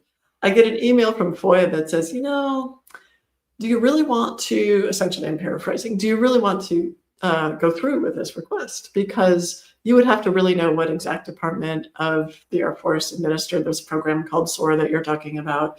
And so, maybe you want to drop it. And I was like, maybe they're saying I should drop it. Maybe they don't want me having any outstanding FOIA requests. If I were to work for the federal government, maybe, I don't know if that's a thing or not, but maybe that's a thing. So I'll just say yes and see what happens. So I send the email, yes. 3 minutes later, I get a phone call. Hey, you passed the first interview, we're ready to go to the next. So I know that this is the timing because I wrote it all down in my journal. I'm very diligent with my notes. And I was like, that's very interesting. So, anyway, I did end up getting the job, and I did go through a bunch of things that reminded me a lot of the SOAR kind of surveillance and testing. But of course, because Doge came, the offer was rescinded, so that didn't happen. But I ended up with a security clearance. And so what I learned when you have a security clearance is that you can talk about anything that, if you don't know it's classified and it's your own personal experience, even if it is classified, you can talk about it. And so I was told by someone, a friend who has a clearance, she said, just in case you ever do end up working for the federal government or using your clearance, you should tell everyone now what you know because it's your experience.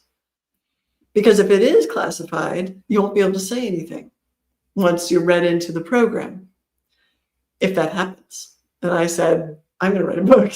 I'm putting it in my book. So, yeah. The rabbit hole conspiracy stuff around the SOAR program and GATE, that is crazy town. And I don't dismiss like any of it. I can't. Here, let me just mention this. Conspiracy theories. I would say I'm a conspiracist, right? So I'm okay with that because I enjoy the idea of the conspiracy. I do. Yeah. What do you enjoy about it? You know, what if? But what you don't want, this is where psychosis, deep, troubling trauma comes into play, is you're knee deep into something like that. And then you find out that it's true. Yeah. That's what you don't, that's where, you know what I mean? And when it comes to things like, well, if you look at like Project Northwoods, look at MK Ultra. I mean, Northwoods is one of the most disturbing things ever, but it's true and it really happened. Is Northwoods the Montauk stuff? No, Northwoods was the Joint Chiefs of Staff formulating a plan against Cuba where we would shoot down a commercial plane with people on it and blame it on Cuba so we could turn around and start a war.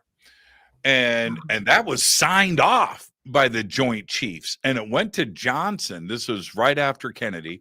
And we know this from public documents, like this is not. It's all out there. Just do it. Now, when you hear about Project Northwoods, what do you say? Well, okay, great conspiracy. Good idea for a movie. But it's not true. That can't be real. And then you find out it is. And that's where you don't want to go, oh, crap. So I guess all conspiracies are real. Yeah, that's the thing. And also you don't want to go, you know, everything the CIA does is bad, or everything that the FBI does is bad, or anything that anyone does is bad. It's like there were reasons. So what I'm convinced about with this is where unconditional love comes in. What I'm convinced about with the SOAR program and the follow-up surveillance that happens and everything is very disturbing, including like me getting a radiation burn out of nowhere in my early 50s. It's disturbing. It bothers me. It bothers me that someone felt like my life didn't matter and my parents didn't deserve to be told what was going on. And it also is the golden thread. I mean, so this is the thing where it's sort of like the universe is like, okay, so I have these weird hearing tests that are going in my ear. I become someone who's interested in psychoacoustics. I become someone who's interested in cognitive neuroscience. I learn about how to do experiments that are ethical with people who have extraordinary capacities, like psychic capacities. I start working with telepathy tapes and do work with people who are non-speakers who have autism and try to understand how their amazing minds work. That's, you know, it's like the seed is planted. And of course I was going to do what I'm doing right now. And so do I want to say, oh, I wish that never happened? Well, no, because now I get to move forward and try to do it better and more ethically. And by it, I mean, try to understand the human mind, which I think is what they were trying to do it better and more ethically than it was done, which wasn't ethical or legal at all. Do you ever wonder what they did with the data from the SOAR program and how it was possibly applied and utilized? All the time. Yeah. You know, I found out later when I was encouraged to do a 23andMe study. when I did this cognitive, it was like an 18-month cognitive longitudinal study where they were going to give me cognitive tests, and they look at my DNA and they try to figure out DNA and cognition, da, da, da. They ask me what I eat. They ask me all these medical questions. And so I thought, I was fascinated. I'm like, I want to do this. I want to do this, you know. And when I did it, I want to find out what kind of tasks they're using, because of course I create tasks for people to do, and you have to be clever about your tasks. And they were very clever about their tasks, and all of the tasks that they were trying to, they were asking me to do, and that I did, could be used to measure regular sort of personality and cognitive capacities and things, but they could also be used to measure psychic abilities. They would be very excellent dual use tasks to measure both. And I noticed that, and I was like, oh, cool, maybe they're measuring psychic abilities too. Of course, it wasn't in the consent form, so it's, again, you know, Right. if that's true, it's still unethical. But, you know, I was like, all right, well, I think I maybe see through this. But one of the medical questions they asked me was, when you were in your 20s, were you diagnosed with a ganglion cyst on your ankle? And I happen to know that you can't. And the answer is yes. When I was in college, I was diagnosed with a ganglion cyst on my ankle. Now, I happen to know that you can't get that information from someone's DNA. So what were they wanting me to know, that they had my college medical records? Were they wanting me to know that, like, yes, this is more surveillance? That's What pretty were- scary. That's It pretty was scary. And then it happened again, like a couple weeks later, when they asked, have you recently been diagnosed with a torn rotator cuff? And this time I hadn't been diagnosed because I had a torn rotator cuff in both shoulders. I don't know why I woke up with them. And then I knew that that's what was going on. I thought, what's the point of going to the doctor? I can just let it heal itself. So I didn't go to the doctor. So I was never diagnosed. So I said no, because I wasn't diagnosed. But I got freaked out because they knew. Like, clearly they knew something that wasn't in my medical records. I mean, how? I don't know if I want to know that answer. I don't know if I want to know that answer either. And Right. at the same time, I always come back to this, which is like the solidity of my sanity is, what is true is people are always doing the best they can. Even if the best they can is horrible, even if the best they can is evil, they have no other way to operate, because if they did, they would do better. You know what I mean? And Yes. so it's just like, they were studying us. They had some kind of probably national security reason why they needed to study us. They were probably studying you. They're probably studying all of us out there in Libertyville and Waukegan and Mundelein. It was a weird place. It had interesting creative people in it. I don't know if it was in the water or what. But, you know, like, for instance, Tom Morello came from Libertyville, the guy who did Rage Against the Machine. Probably related to your friend Steve Morello. So, Yeah, but that makes a lot of sense. That makes Yeah. a lot of okay. In the time that we have left, oh, good Lord. I would didn't ask realize you that this was- question anyway, but I'm just looking at the time that we have left because it requires a big answer. But staying on this subject, I asked my guests last night if they had seen the movie Defending Your Life. Yeah, I love that movie. It's amazing, right? And then one of my favorite scenes in the movie is something that has been repeated so much. I don't know if it's dogma or not. We hear it so much, and it's this: Rip Torn says, "You know, I use 51% of my brain, right? Guess how much you use? I don't know, more." And he goes, "Ha ha ha ha. You use between 3 and 5% of your brain." Now, let's stop right there. It's a great point in that movie, and I think that we all stop at it, but we have been told this our entire lives, right? Yeah. So my question is to the neuroscientist is, why did nature give us all of this to use that? Is the obvious answer is we used to use it and we don't now? Will we have the ability to access it, or do we indeed use all of our brain but we don't know it? What's the answer? We definitely use all of our brain. How we use our brain is the key. You're using all of your brain cells are alive because they're being used. If they weren't being used, they would die. Right? So we have cells in our brain called glial cells that go around and kind of clean up. And if there's a cell that isn't being connected to other cells, it's not being activated, it starts to atrophy, and this thing goes, all right, you're a goner. And that's a natural part of the learning process, is you trim things that aren't being used and you keep things that are being used, which is why they say use it or lose it when it comes to mental activity. So we are using all of our brains.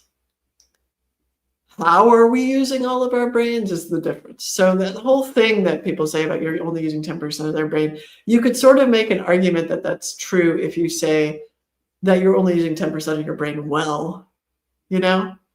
But what does that even mean? We don't understand the neural code. So I think that's an old way of thinking about the brain and the mind. And it assumes that the job of the brain is to be really active so that you can process more or get more information. When in fact, the more I think that's a natural way to think about things. You think that more activity is more information, better processing. But when in fact, what I'm learning from non-speakers and the way that their brains work, their minds work, is that they are released from some of the processing that suppresses most people's capacities.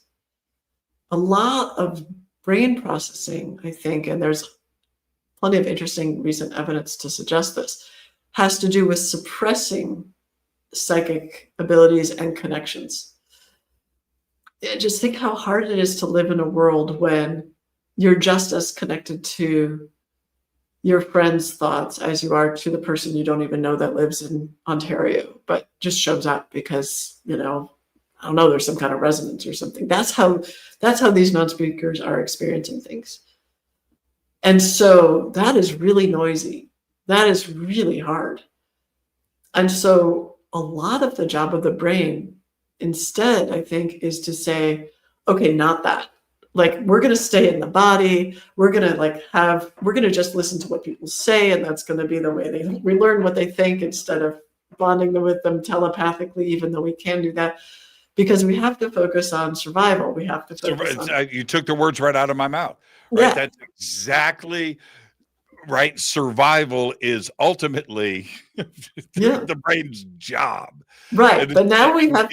If you try to get off of that, the brain's going to say, not so fast. Not so fast. And now we're starting to live in a world where we can survive in a different way. And some of those things can be released. And so I'm not saying it's easy to be a non-speaker or like that's a more evolved place or anything. I'm just saying it reveals something that's going on in all of us, which is this suppression, and they just don't have that suppression.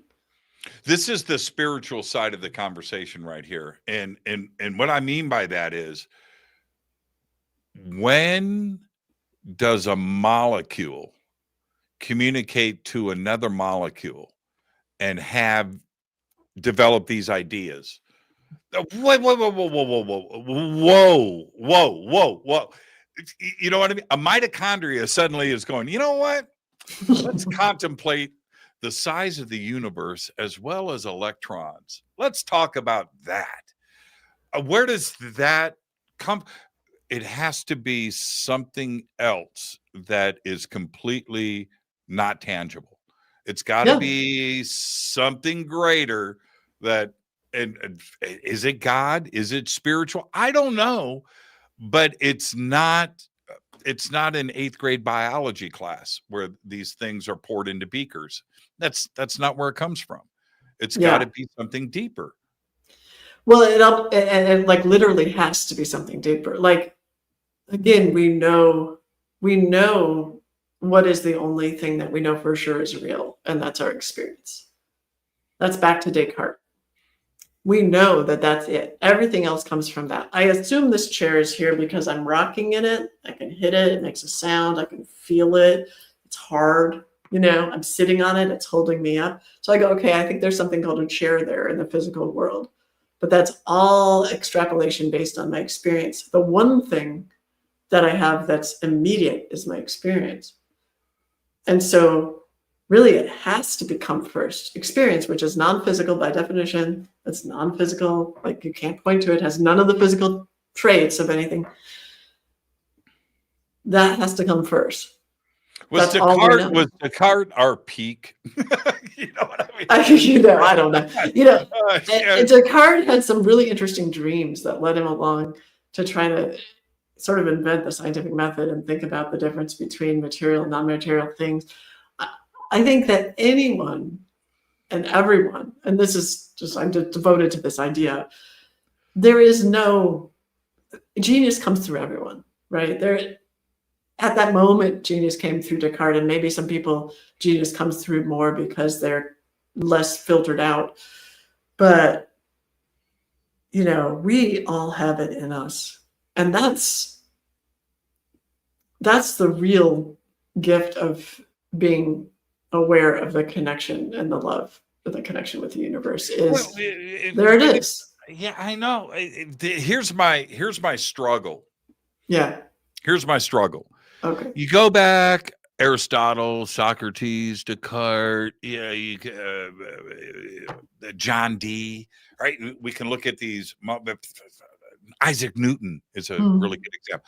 We look back at these profound philosophers and scientists that had severe daddy issues that they were working out, but that's another story. Oh, who doesn't? But yeah. Right. And so these profound, crazy, and where did it get us? We are fighting on social media about bullshit. It's like we devolved. It's like, how do you go from the Antikythera mechanism?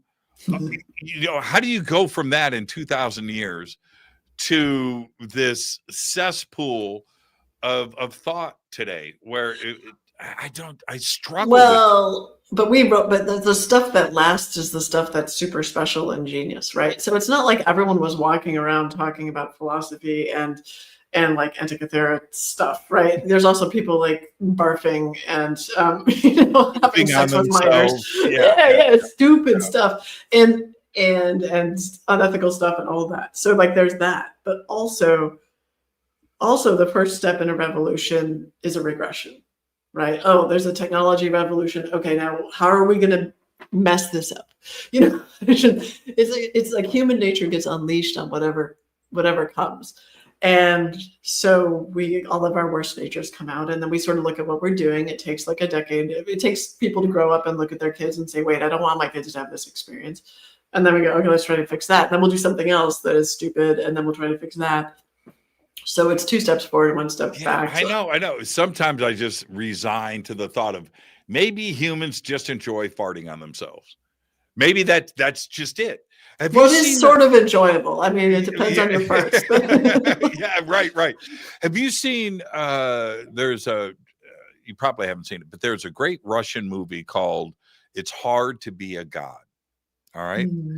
And I'm just going to encapsulate this in like 30 seconds. We discover a planet. It's got life on it. And we send out, it's Russian, it's subtitled, it's black and white. It's amazing.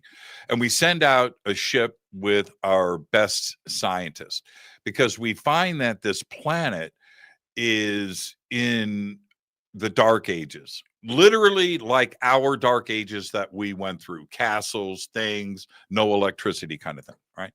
So we're going to send out a team of scientists and teachers and give them a jump start. All right. Okay. So we land and they don't want it. Yeah, of course not.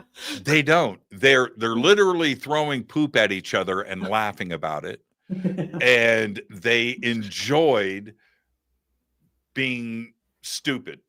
They didn't want to progress.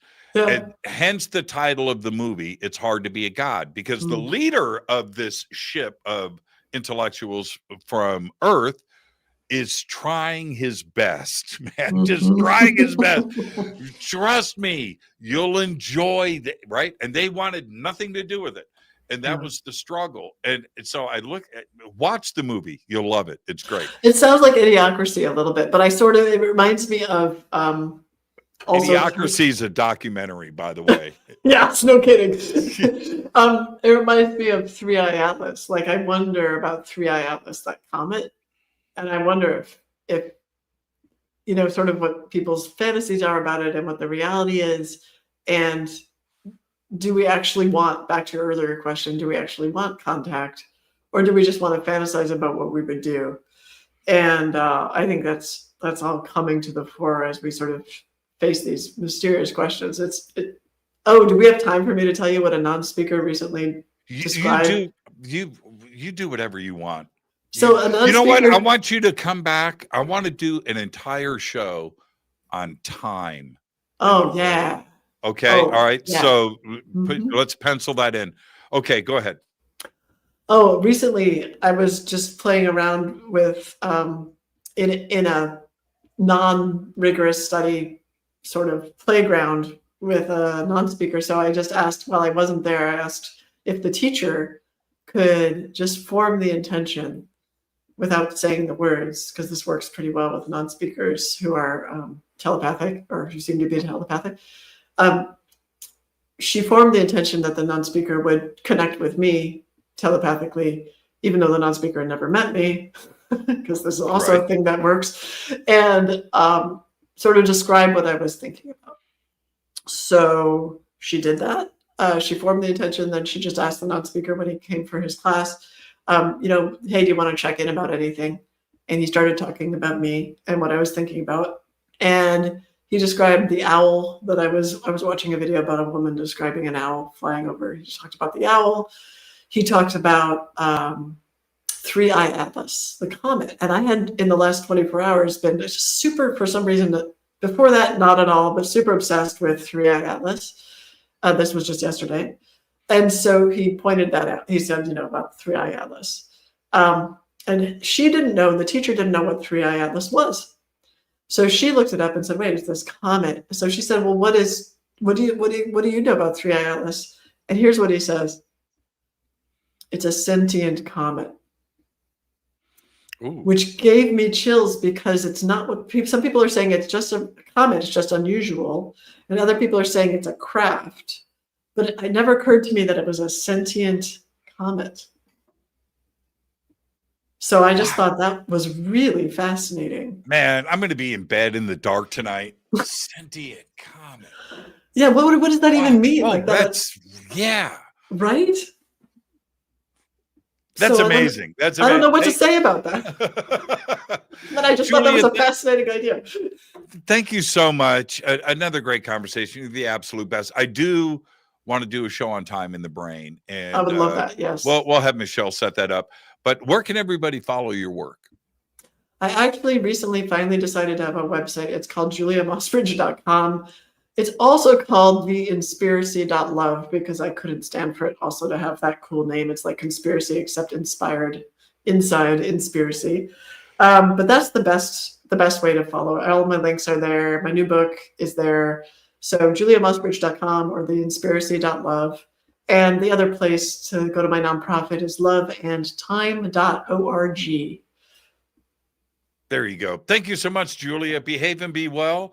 And I look forward to our next conversation. Seriously, I'm here to learn and to continue my journey. And you're a big part of that. Just thank you so much. And thank you for your contributions, not only to our community, but to the rest of the world. It's very important. Thank you so much. And thanks for talking with me about Libertyville. It'll never happen on any other show. I promise you that. Julia, thank you so much. Enjoy your evening. Take care. Good night. The absolute best. Julia Mossbridge, everybody. The links are below for Julia. And do check out the new book and all of her very, very important work. And with that, at this stage, you know what I'm about to say.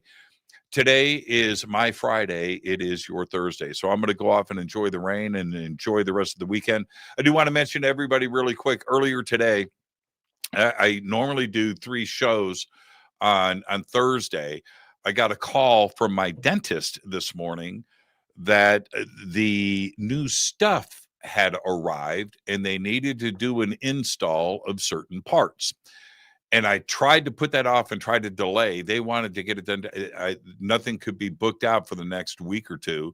I didn't have a choice. So I had to cancel everything today to go and get the installation of, a new oil filter and some other stuff. So anyway, that's what happened earlier today. And just in case you were concerned, I will see everybody right back here on Monday. Enjoy your weekend. But for now, thank you, Julia. But for now, all I've got is Go Backley Tappy. Fade to Black is produced by Hilton J. Palm, Renee Newman, and Michelle Freed. Special thanks to Bill, John, Dex, Jessica, Dennis, and Kevin. Webmaster is Drew the Geek. Music by Doug Aldrich. Intro, Space Boy. Fade to Black is produced by KJCR for the Game Changer Network. This broadcast is owned and copyrighted 2024 by Fade to Black and the Game Changer Network, Inc.